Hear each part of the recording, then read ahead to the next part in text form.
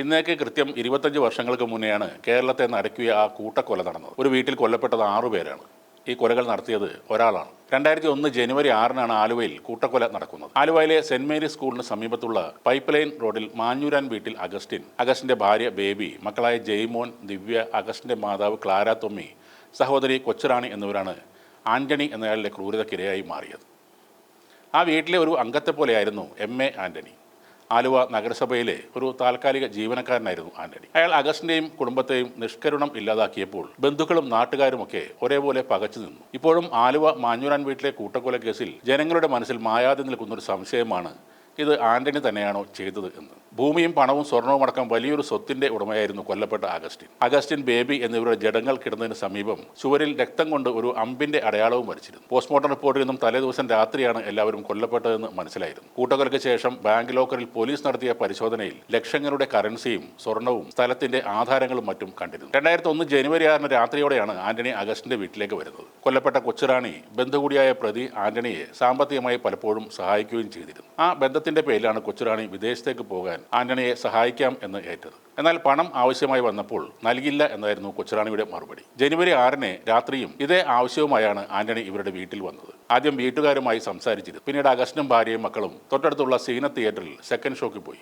അതിനിടെ ആന്റണി കൊച്ചുറാണിയോട് വീണ്ടും ഈ പൈസയുടെ കാര്യം ചോദിച്ചു. പണം തരില്ലെന്ന് കൊച്ചുറാണി ഉറപ്പിച്ചു പറഞ്ഞതോടെ ആന്റണിയുടെ ഭാവം മാറി. വീട്ടിലെ വാക്കത്തിയെടുത്ത് കൊച്ചുറാണിയെ അതിക്രൂരമായി വെട്ടിക്കൊലപ്പെടുത്തി. തടയാൻ വന്ന മാതാവ് ക്ലാര തൊമ്മിയും അയാളുടെ കത്തിക്കിരയായി മാറി. സിനിമ കഴിഞ്ഞ് രാത്രി 12 മണിയോടെ വീട്ടിലെത്തിയ അഗസ്റ്റിനും ഭാര്യയും മക്കളും കണ്ടത് കൊച്ചുറാണിയുടെയും ക്ലാരയുടെയും ചോരയിൽ കുളിച്ച ശരീരങ്ങളാണ്. പക്ഷേ ആ വീട്ടിനുള്ളിൽ പതുങ്ങിയിരുന്ന ആന്റണിയെക്കുറിച്ച് അവർക്ക് അറിയില്ലായിരുന്നു. ആന്റണി ഇവരെയും വെറുതെ വിട്ടില്ല.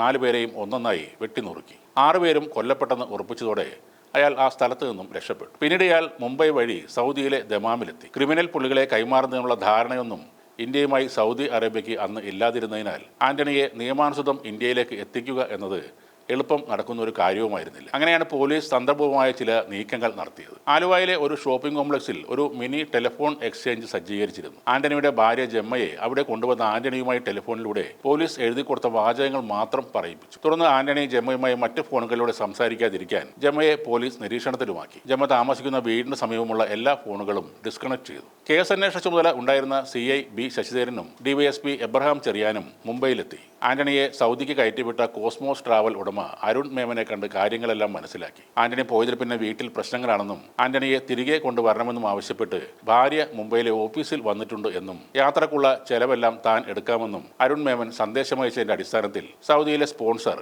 ആന്റണിയെ കയറ്റിവിടാൻ തയ്യാറായി. അങ്ങനെ മുംബൈയിലെ സഹർ എയർപോർട്ടിലെത്തിയ ആന്റണിയെ ട്രാൻസിറ്റ് ലോഞ്ചിൽ വെച്ച് പോലീസ് പിടികൂടി. പോലീസ് സംഘം ആന്റണിയുമായി ഇന്ത്യൻ എയർലൈൻസിന്റെ വിമാനത്തിൽ കരിപ്പൂർ വിമാനത്താവളത്തിലെത്തി. പോലീസിന്റെ ചോദ്യം ചെയ്യലിനോട് ആന്റണി ആദ്യം സഹകരിച്ചില്ല. പല കള്ളങ്ങൾ പറഞ്ഞെങ്കിലും പോലീസ് തെളിവുകൾ നിർത്തിയതോടെ ആന്റണി കുറ്റം ഏറ്റുപറഞ്ഞു. ആന്റണിയെ കുറ്റക്കാരനാണെന്ന് കണ്ടെത്തിയ കോടതി വധശിക്ഷ വിധിക്കുകയും ചെയ്തു. CBI കോടതി 2005 ഫെബ്രുവരി 2 ആന്റണിക്ക് വധശിക്ഷ വിധിച്ചത്. CBI ജഡ്ജിയായിരുന്ന ജസ്റ്റിസ് കെമാൽ പാഷ ആയിരുന്നു വിധി പുറപ്പെടുവിച്ചത്. കേരളത്തിലെ CBI കോടതിയിലെ ആദ്യത്തെ വധശിക്ഷ വിധിയാണത്. പിന്നീട് ഹൈക്കോടതിയെയും സുപ്രീം കോടതിയെയും വരെ സമീപിച്ചെങ്കിലും ഈ വിധിയിൽ മാറ്റമുണ്ടായില്ല. എല്ലാ കോടതികളും ആ വധശിക്ഷ ശരിവെക്കുകയായിരുന്നു. രാഷ്ട്രപതിക്ക് 2010 ദയാഹർജി നൽകിയെങ്കിലും 5 വർഷത്തിന് ശേഷം ഹർജി തള്ളിക്കളഞ്ഞു. സുപ്രീം കോടതിയിൽ ആദ്യം നൽകിയ പുനഃപരിശോധനാ ഹർജിയും പിന്നീട് തള്ളിയതോടെ ആന്റണിക്ക് തൂക്കുമരം ഉറപ്പായി. അങ്ങനെ മേൽക്കോടതികൾ വധശിക്ഷ ശരിവെക്കുകയും ദയാഹർജി തള്ളുകയും ചെയ്ത സാഹചര്യത്തിൽ പൂജപ്പുര സെൻട്രൽ ജയിലിൽ ആന്റണിക്കായി കഴുമരം തയ്യാറാക്കുന്ന ജോലികളും തുടങ്ങി. ശിക്ഷ നടപ്പിലാക്കാനായി ആരാച്ചാർമാരെ കണ്ടെത്തുകയും അവരെ പരിശീലനത്തിനായി തമിഴ്നാട്ടിലേക്ക് അയക്കുകയും ചെയ്തു. എന്നാൽ 2014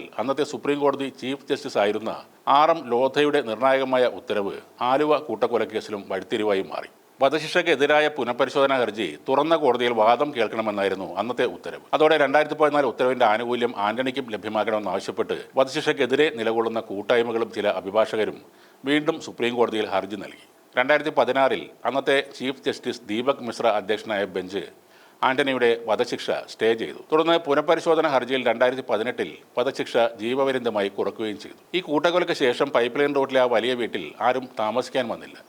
വർഷങ്ങളോളം വീടും സ്ഥലവും അനാഥമായി കിടന്നിരുന്നു. കൊലപാതകത്തിന് 10 വർഷങ്ങൾക്ക് ശേഷം മാഞ്ഞൂരാൻ വീട് പൊളിച്ചു നീക്കി. അവിടെ പുതിയൊരു വീട് ഉയരുകയും ചെയ്തു. കൊല്ലപ്പെട്ട കുടുംബനാഥൻ അഗസ്റ്റിന് സ്വകാര്യ അക്കൗണ്ടിൽ ഉണ്ടായിരുന്ന ലക്ഷങ്ങളുടെ നിക്ഷേപം ഇപ്പോൾ കോടികളായി മാറി. കേസിൽ വിധിയുണ്ടായിട്ടും ഈ നിക്ഷേപത്തിനോ ബാങ്ക് ലോക്കറിൽ പോലീസ് കണ്ടെടുത്ത് കോടതിയിൽ സമർപ്പിച്ച സ്വർണ്ണാഭരണങ്ങളോ അവകാശികൾ തിരികെ വാങ്ങിയില്ല. കൊലപാതകം നടക്കുമ്പോൾ തൃക്കാക്കരയിൽ അധ്യാപികയായിരുന്ന ആന്റണിയുടെ ഭാര്യയും മകനും പിന്നീട് അവരുടെ വീടും സ്ഥലവും വിറ്റ് തമിഴ്നാട്ടിലേക്ക് താമസം മാറ്റുകയും ചെയ്തു. ഏറെ വർഷങ്ങളായി ഏകാന്ത തടവ് അനുഭവിച്ച ആന്റണിക്ക് പിന്നീട് നിലവിൽ പരോൾ ലഭിച്ച ആന്റണി കേരളത്തിലുണ്ട്. ഉടനെ തന്നെ തിരുവനന്തപുരം കാട്ടാക്കടയിലെ തുറന്ന ജയിലിൽ ഇയാൾ ഹാജരാകുകയും ചെയ്യും.